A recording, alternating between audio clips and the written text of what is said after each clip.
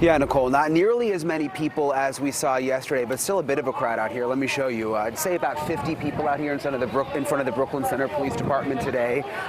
What we have noticed, though, is a lot more National Guard. You look here beyond the barrier and the fencing, and you can see all of those National Guardsmen, many of them showing up just within the last hour. The big developments today, both the police chief and the officer involved in this incident both resigned. Daunte Wright's family embraces each other outside the Minneapolis courthouse before meeting George Floyd's family. Both men were killed less than 10 miles apart. Wright's mother recounting the last moments she saw her son. The girl that he had in the car answered the phone, and it was on a FaceTime. And she said, she was crying and screaming, and she said that they shot him. And she pointed the phone towards the driver's seat, and my son was laying there, unresponsive. The Wright and Floyd family are both represented by attorney Benjamin Crump. Daunte was trying to get away. He was not a threat to them. Was it the best decision? No. But young people don't always make the best decisions. As his mother said, he was scared. Say his name! Daunte Wright. Say his name! Daunte Wright. They murdered my nephew.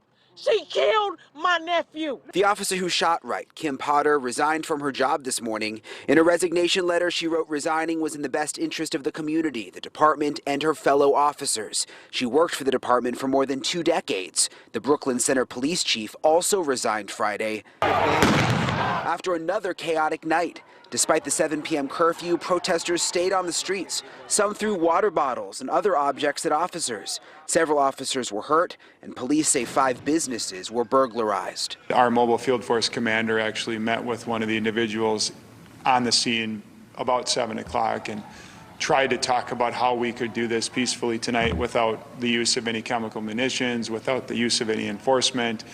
And unfortunately, those efforts weren't successful, and those organizers weren't able to influence the desires of the crowd to leave. And about 40 people were arrested last night. Most of them were on curfew violations. But it's going to be interesting to see tonight how things go, Nicole, because first of all, the police chief who was in charge last night has now resigned. And also, so far, the governor has not called for a curfew tonight. Live in Brooklyn Center, Brian Ensign, News Nation.